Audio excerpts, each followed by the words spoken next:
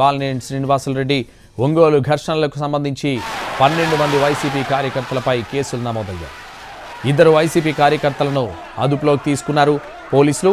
TDP వాళ్లను arrest చేయకుండా YCP కార్యకర్తలను అరెస్ట్ చేయడంపై బాలినేని అభ్యంతరం వ్యక్తం చేస్తున్నారు.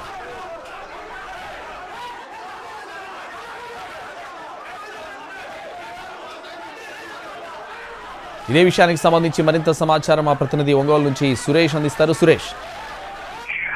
సంతోష్, ఒంగోలులో గత 2 రోజుల క్రితం జరిగిన వైసీపీ టీడీపీ కార్యకర్తల ఘర్షణకు సంబంధించిన వేడి ఇంకా చల్లారలేదు. గత 2 రోజుల క్రితం ఏదైతే ఎన్నికల ప్రచారంలో ఘర్షణ చోటు చేసుకుందో దానికి సంబంధించి అటు తెలుగుదేశం పార్టీతో పాటు వైసీపీ కార్యకర్తల మీద కూడా పోలీసులు కేసులు నమోదు చేశారు. దాదాపు 2 కేసులకు సంబంధించి ఏదైతే సమతానగర్ లో గొడవ జరిగిందో ఆ కేసుతో పాటు రిమ్స్ లో జరిగిన హంగామాకు సంబంధించి అటు తాలూకాతో పాటు ఇటు 1 టౌన్ పోలీస్ స్టేషన్ల పరిధిలో కూడా కేసులు నమోదయ్యాయి.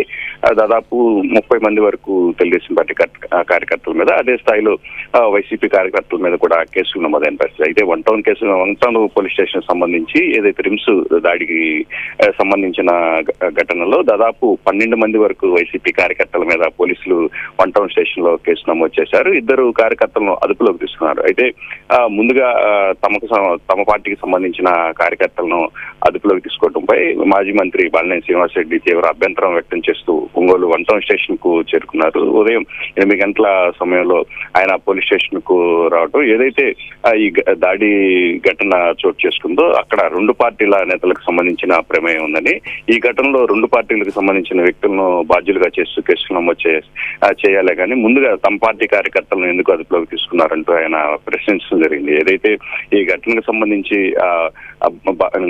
నిందితులుగా ఉన్నారు దాదాపు 12 మంది వరకు వైసీపీ సంబంధించిన కార్యకర్తల మీద కారణంగా కేసులు నమోదు చేశారంటూ ముందుగా రెచ్చగొట్టే విధంగా కార్యకలాపాలకు పాల్పడిన తెలుగుదేశం పార్టీకి సంబంధించిన కార్యకర్తలను అదుపులోకి తీసుకోవాలంటూ ఆయన డిమాండ్ చేస్తున్నారు.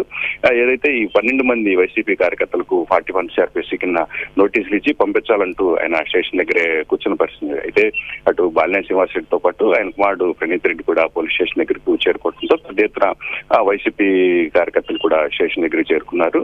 మరి కొద్దిసేపట్లో వాళ్ళకి 41 నోటీసులు ఇచ్చి పంపించాలని మాత్రం బాలినేని డిమాండ్ చేస్తున్న పరిస్థితి.